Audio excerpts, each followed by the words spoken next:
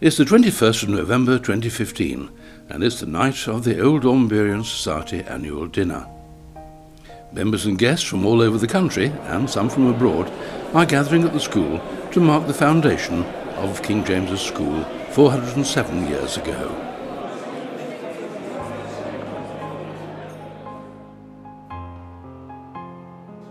Top table speakers and guests assemble in the library for the customary photograph.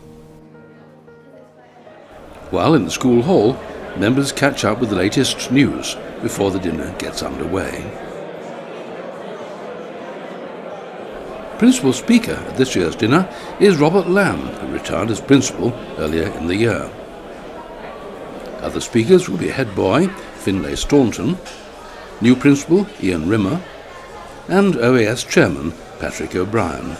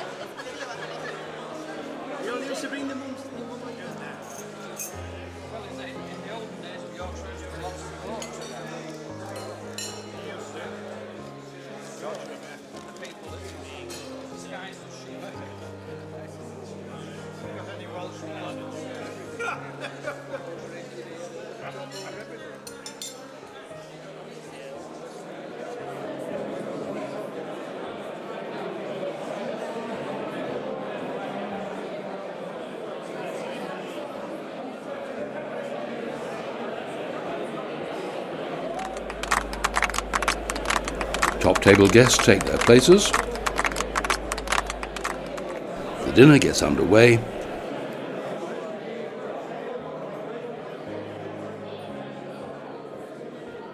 And then Patrick O'Brien calls for silence. I'd like to ask Robert Lamb, our special guest this evening. Robert was head teacher at school for over 12 years, 2003 to 2015. He now has some words of wisdom for us.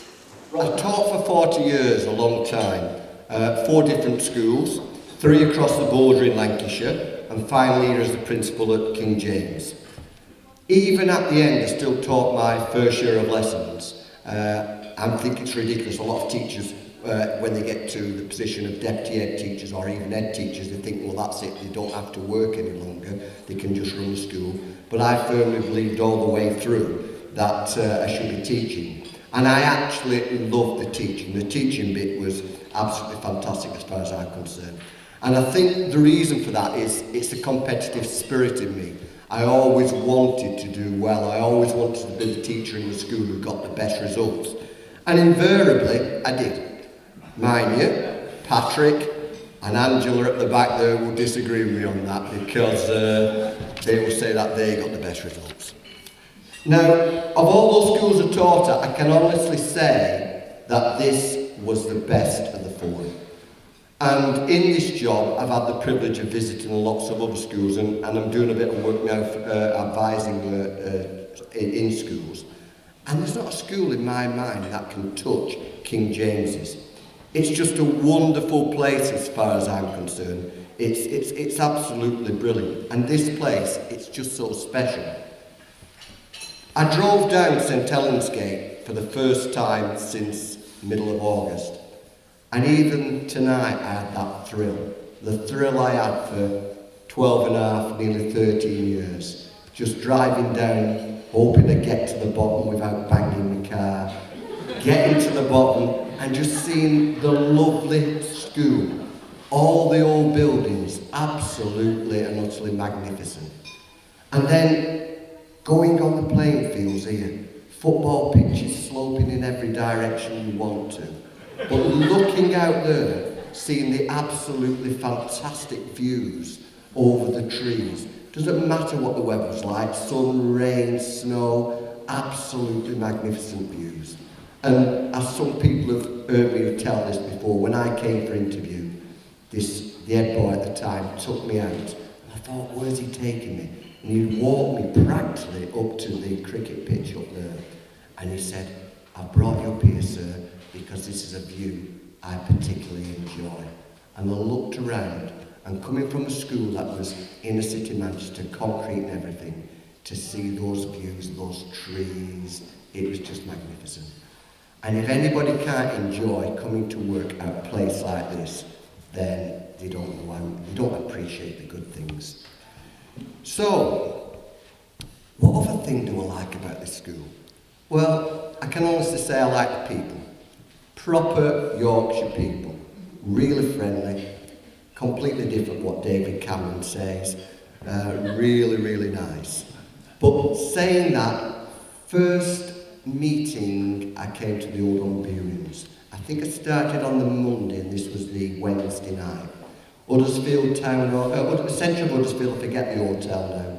I went in there and I'm just minding my own business, talking to people, and I overheard somebody rubbing my shoulder at the back saying, I thought it was bad enough when we had foreigners playing cricket for Yorkshire, but a bloody Lancastrian head of King James's school, that takes the business.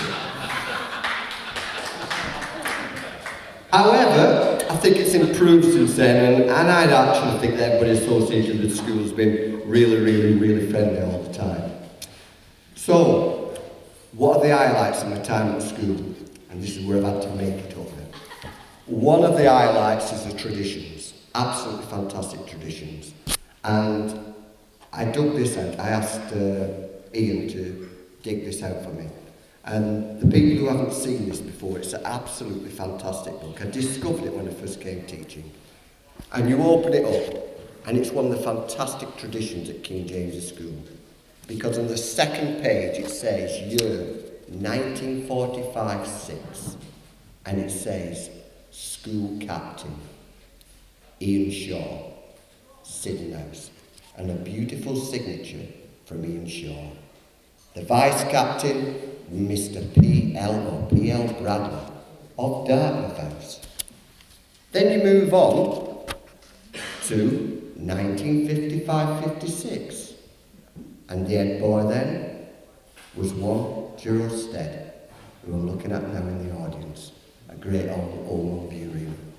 And then you jump on a few years to 1961 and 62. And who do we see? Some of the names of the table below here. We see the name of Edward Royal, Richard Taylor, Roderick Sykes, who are all privileged enough to be prefects at this absolutely fantastic school. Now this is a great book. If any of you want to look at this after, for your memories, come and look at it, because this is one of the great traditions of this school. I've missed a few years, I don't want to be all night, do it all. So, right, what is the other highlights of school? There's obviously the traditions. Another one of the highlights, as far as I'm concerned, is the success and popularity of the school. That's given me a lot of pleasure to see the school go from strength to strength. The exam results of the school are improving beyond all recognition. This year we got the best results in all of Kirklees, if you ignore the grammar schools. We got 83% of our children got 580, including English and Maths. Our nearest challenger had 71%. They were nowhere near us. The other great thing that's given me great pride is we've made the school so successful, not just in examination results, but in the things that we provide the children. And that's aided our popularity. We are extremely popular, we're oversubscribed. In fact, we're probably the most popular school in all of Kirklees. Now that is something that, as far as I'm concerned, has been a big team effort, and I'm grateful to all my old colleagues at the school who's helped us achieve that. Their hard work, dedication and commitment has helped us become the great school that King James is now again. They have made coming to work in the morning an absolute privilege, a delight. They knew, and I knew, that barring something very unusual, that you're going to have a very, very nice day at the school. And that's something that Walter Raleigh, again in the audience tonight, used to say on a regular occasion. He always used to say, every day is a good day at King James's School. And it was, and I believe it still is. And then there are the three major landmarks which will go down in the next history book of the school. The granting of Specialist Science College status, the 400th anniversary celebrations, and the school becoming an academy. If I take the first one of those, that granting of Science College status, that was so important. The extra finance it brought allowed us to develop our science facilities and other areas of the school. It transformed both the science and maths departments from being quite ordinary departments to now departments which are both the best in Kirklees. But we wouldn't have been granted Science College status if we hadn't raised that money. We needed to raise £50,000, and that was very, very difficult to raise at the time. But it was you, the people out there, who made that a reality for us. We got 25,000 from the King James Foundation Trust. The Almondburian Society themselves raised £5,000, and individuals who've been associated with the school dug into the pockets and donated £50 there, £100 there, and before long we got that money. £50,000, it helped transform the school. So all you people, the Almondburians, we've got a lot to be grateful for. And then there were the 400th anniversary celebrations. They were obviously enjoyable, great time at the school, but it was the PR we got out of that, featuring on television, featuring in the newspapers for weeks and months on end. That was great. And who can ever forget the main things, the royal visit, the fantastic firework display put on by an old boy of the school, again, the Reverend Lancaster from Kimbolton Fireworks. BBC Radio 4 came in and did Any Questions. And then, of course, who can forget the 400th anniversary celebrations at the Galford, when over 400 old boys and old girls attended a fantastic evening, great days. All that, again, from you, the old Almondburians. And finally, it was becoming an academy. We were very worried before we came in the academy. We had to do it because we actually thought that the school was going to be closed. There was secret plans, I believe, that Kirklees would have closed us for a variety of political and financial means. We then decided that the best thing to do was to protect the future of the school was to go ahead with academy status, and it's something that we haven't regretted. Again, we couldn't have done that without the help of the King James's Foundation, who owns all the land out here at the front, and we needed that land on a lease for 125 years. So, three things I've talked about. We have a lot to thank the old boys and the old girls of the school, i.e. the old Almondburians. Great memories, those, great things that I'll remember when I think about the school. So what about the future? Well, we're still the worst funded school in Kirklees, but the generosity of the King James's Foundations helps us exist. We get extra money of them to pay for the minibus we've got, and they pay for the outstanding ICT facilities we've got. The foundation has ambitious plans for the future to help the school. They are now trying to add the new pavilion up at the top, and Graham Cliff is trying to turn that into reality, and I hope that you'll all do your best to support that, something that will benefit the school. But despite having no money, and despite sort of doing the best we can, we have changed King James's School into a great school, and the future is bright as far as I'm concerned. It's got a great reputation, and we've got the support of the community, and the new principal, Mr. Ian Rimmer, is extremely talented. I have no doubt that under his leadership, the school will go from strength to strength. That's all I need to say. Thank you for listening, and sorry it's scored. Okay, thank you.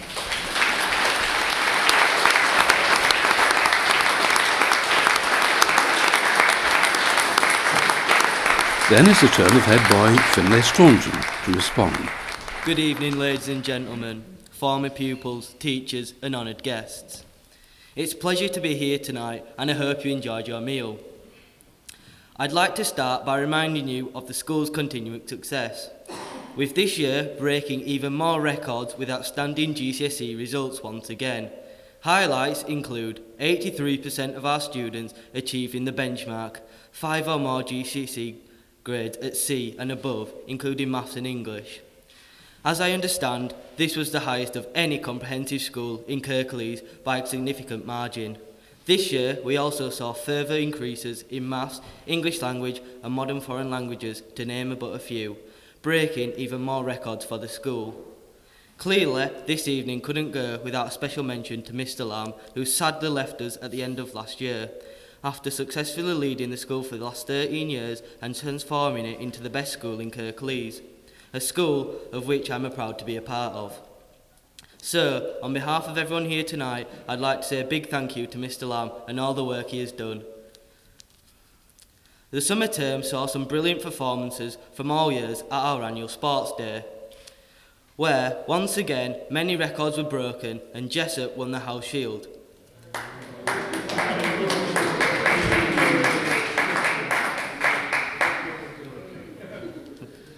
Other sporting events include Dance Factor and National Sports Week, where students got a chance to take part in a sport which they'd never played before. Excellent team performances include the Year 9 girls who won the Kirklees Netball Tournament and the Year 9 girls who won the Kirklees Netball League. The Year 7 Rounders team were runners-up in the Kirklees Tournament, which was hosted at our school. The under-13 boys won the Huddersfield Cup final and the Year 10 girls became athletics champions. It's fair to say that last year was full of successful sporting achievements. Now on to charity, which is something King James's School is regularly getting involved in. And as a school, we've raised hundreds of pounds for all sorts of amazing charities, such as Genes for Genes, where we raised over £750, Prostate and Breast Cancer, where we raised over £906, and Readathon, where we raised over £470. This pleases me, as I've become charity ambassador, so I hope to do more work in the future. For me, the proudest moment of my life so far was when I was appointed head boy of the school. I soon began to realise what a great honour this role was and how much I can contribute to the school. As nervous as I am standing in front of you all this evening, I am truly honoured and humbled to be a part of this evening. I remember my school reports in Year 7 and 8, which read that Finlay was shy and needed to gain confidence to grow as a person. Well, I can say the teachers at school gave me support, confidence and pushed me to the person I am today. For this, I thank you. Nobody was more surprised than me when I received the position. Okay, maybe my parents. But we work hard in our role of head boy and head girl. And supported by the deputies, we work equally as hard. Thank you to all, Maisie, Olivia, Oliver and Uma. We are proud of our roles and won't disappoint you. I would like to finish by saying a few congratulations to Mr. Rimmer for becoming principal of such an amazing school. I'd like to wish Miss Welling and Miss Turner a happy and long retirement. And say a big thank you to Mr. Lamb for a wonderful speech. Thank you all for listening. I hope you enjoy the rest of your evening and hope you'd like to join me in a toast. Floriat Schooler Almondburiensis. A toast to the Society is proposed by new school principal Ian Rimmer. Thank you. I've been given instructions to speak for between 1 and 10 minutes. I confess I was only discovered this morning that I was going to make this speech at all, so you'll be delighted to hear it's likely to be closer to 1 than 10. Thank you, good night. If only it were that easy. Could I begin by thanking everybody for actually inviting me here this evening as principal of King James's School. I still can't quite get used to that title. Of course, the reason I am here in this role is because of Robert's decision to retire. A decision which I might add he actually kept very, very closely guarded. Staff still don't quite believe that I only found out literally 2 minutes before the rest of the staff that he'd decided to go. On many, many occasions already, and quite rightly so, I've acclaimed Robert's success over the past 12 and a bit years. Many of you will have heard me say things at presentation evening and at Robert's leaving do in the summer already. I've mentioned on many occasions the incredible successes of the school, but one of Robert's many traits, and don't worry too much, I'm not going to mention any other ones, but one of his many traits is modesty. Others who are in similar positions may have sought to make a name for themselves. With Robert's record of success, he certainly could have done the same, but that's not his style or his inclination. Robert's focus has always been on the children and their successes at school, and the many, many hundreds who have passed through here and under his leadership will have him to thank for their successes, and it's the sort of thing that you'll remember for many, many years, who was the head at your school and how successful we were when we were there. So, possibly for the last time, on behalf of staff, students, governors, parents and old Almondburians, Robert, could I simply say thank you. So what of his successor? Well, those of you who have seen Roger Dowling's interview of me will know that I'm another Lancastrian. Sorry. You can't help where you're born, can you? I was born in Southport, which, although was Lancashire, now forms part of Merseyside, and I'm a product of King George V Grammar School and a sixth form college. I then studied for a maths degree at Leeds University, and I confess my parents weren't too sure where Yorkshire was, and were a bit concerned because I didn't have a passport, would I actually be able to make it over to the dark side? But I did. I did my degree at Leeds, and then following my PGCE, my teacher training qualification, I took the bold move to move abroad, and I spent 3 years volunteering for an organisation called VSO, Voluntary Service Overseas, whereas I worked as a voluntary teacher in West and East Africa. And it saddens me to say that one of the places where I was working actually is currently under Boko Haram control, which is a very, very sad thing to experience and to witness. After my 3 years out there, I returned to work in England. I spent a year in Cornwall and then moved to Wiltshire and on to Hampshire, where I spent many years. And then moved back up north in 2004 when Robert appointed me as assistant head teacher, and the rest, as they say, is history really, having been here as assistant head, vice principal, and then obviously most recently as principal. So what does the future hold for King James's then? Well, a lot, I hope, obviously. Many of you may know, sadly, there is a lot of turbulence and a lot of volatility in the world of education at the moment. The government have pledged to honour every single part of their education manifesto in full, and that is an awful lot of turbulence. New performance measures, new syllabi, grading systems being introduced all at the same time, and that's not just true for King James's, it's true at primary schools and at sixth form colleges that they're wrestling at the same time. At the same time, we're struggling with a recruitment crisis. There are 20,000 too few teachers, and tightening of finances like much of the public sector to an ever-increasing degree in very critical levels. Put in with that, increased accountability. You get pressure from every side, the expectation of continued indefinite improvement, the phrase, well, if you only you could just work a little smarter and a little harder and a little more efficiently, you will get better. I think to myself, who'd be a principal under those conditions? Well, I confess there were one or two moments when I thought that myself, to be honest. I thought to myself, what have I done? But it's a fantastic school, and I'm very honoured and proud to be the principal of it. And in difficult times, you pull together, you know who your friends really are. And we're in the process of pulling together at school. We're building new teams, new leadership team, and forging new alliances with schools locally who are going through the same conditions. But I also look forward to working more cooperatively and with support from the old Almondburians. So together we can work together, we can ensure that King James's School continues to be highly successful and continues to be worthy of the reputation that it has of being an excellent, outstanding school.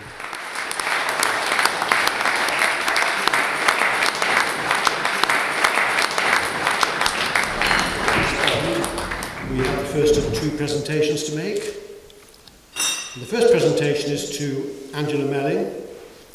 Angela, we're delighted that you're here tonight at this occasion. You've often attended these occasions in the past. You've taught here as a successful teacher for 28 years, latterly as a very successful senior teacher here. We're here tonight to thank you for your support to the Old Almondburian Society over a long period of time. Believe me, it takes real sacrifice and dedication on the first Monday of every month to look out of the window when it's dark, when it's cold, when it's pouring down with rain, and to get in your car and drive from one side of Huddersfield to the other, to the Warpack, and pay their inflated prices and to smile through it all, to go to the executive committee of the Almondburians, who meet on the first Monday of every month. But you did it with great dedication, and we are eternally grateful, because the link with school is vitally important, and you and Walter as well, of course, fulfilled that role. And so we have a presentation for you this evening. The presentation included Pandora jewellery and a collage of school events and activities in which Angela has been involved over the years. Bob Williams responds on Angela's behalf. I just want to say thank you very much. You've all been very supportive, very kind, very generous. 20 years on the Almondburians committee, you wouldn't wish it on your worst enemy. But Angela did it. She loves this school. She loves the people that she's worked with. And she loves me, because 20 years ago, she met me at this event. The final speaker of the evening is Patrick O'Brien, who reveals that he has been consulting his reference books. Now, I've done some research recently into the head teachers at the school over the past 50 years.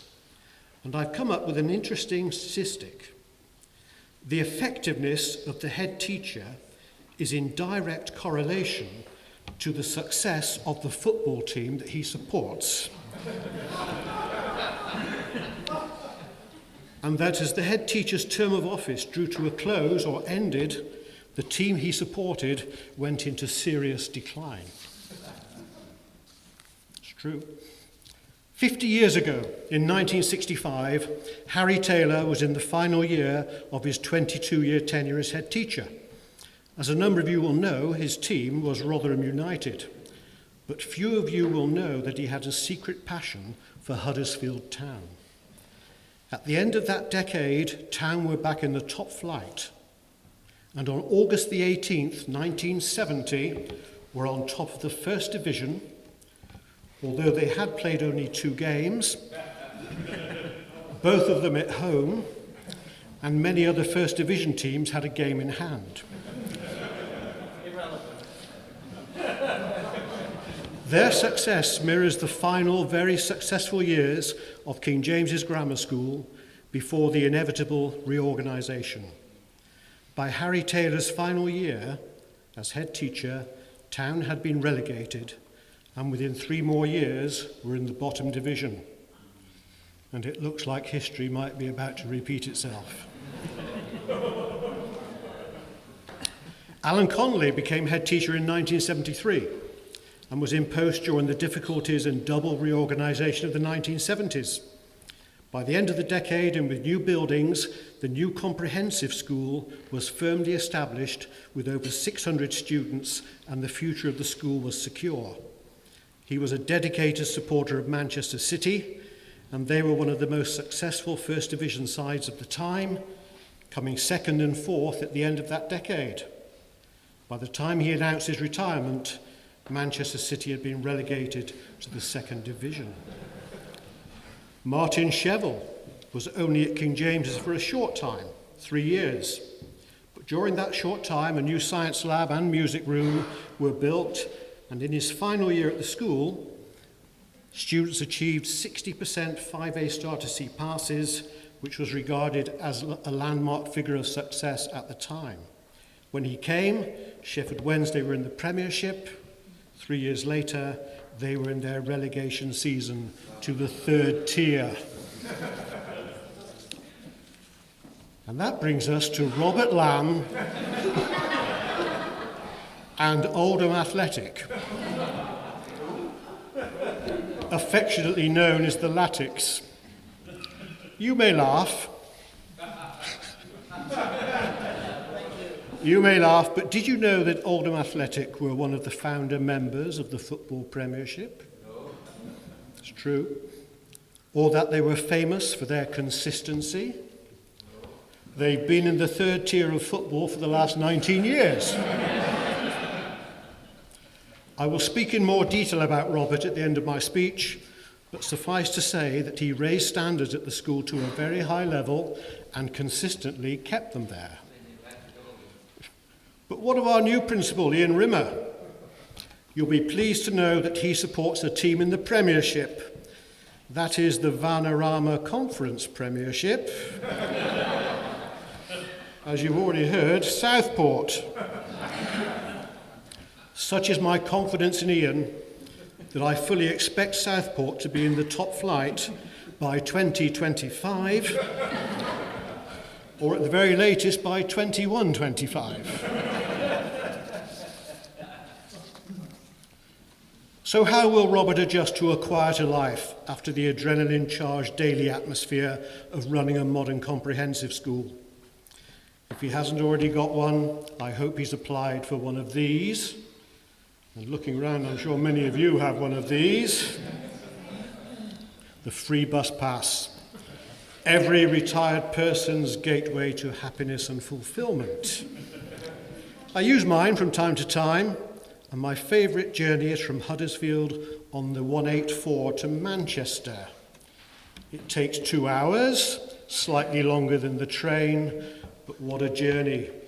Always a new double-decker, out through Marsden, over the tops, down into Diggle, and then the highlight of the journey, passing through the town which many refer to as the jewel in Lancashire's crown, Oldham. From there, down the long straight A62 into Manchester Piccadilly, and on both sides of the road there's a pub every 100 yards, many of them now closed. On a journey last year, the bus had to stop for roadworks outside a closed pub. The paint on the sign was flaking and faded, but the words were just visible, and the windows and doors were all boarded up, and the whole site was a scene of desolation, dereliction, and decay. It was called the Lamb Inn.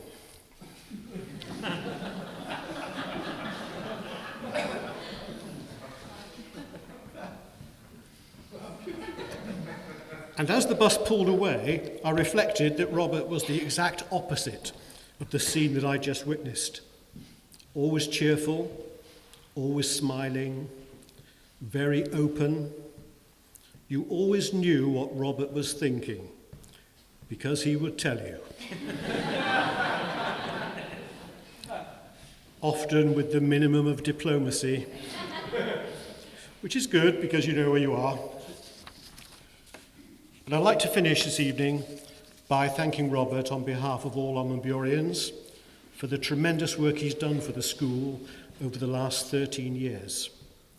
From being a school where we used to worry about filling places every year, we are now concerned that so many parents who put King James's as one of their choices have to send their children to another school. Before Robert came, there were mixed views in the community about King James's. We now have an excellent reputation throughout the community, and we have excellent working relationships with our feeder schools. Where we used to be happy if the school came in the top 6 for student attainment, we are now not only the top comprehensive school in Kirklees, but top by a considerable margin. We receive the smallest amount of money per pupil in the local authority, yet we are the most successful school. The school buildings and classrooms have been refurbished, the corridors and displays are bright, students are justifiably proud of their school. This annual dinner, after many years at outside venues, is now a firm fixture back in school. The school archives, in danger of being lost or misplaced, will now have a permanent home in the school for future generations. In short, the school is a much, much better place in 2015 than it was in January 2003 when Robert became head teacher. We have very much to thank him for. Please show your appreciation for Robert Lamb.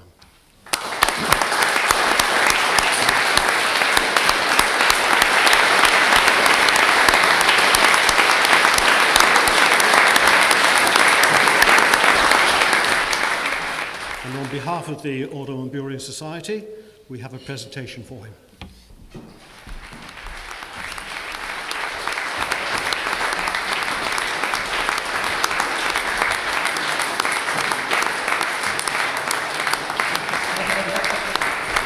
finally, as ever, the dinner ends with a rousing rendition of the school song.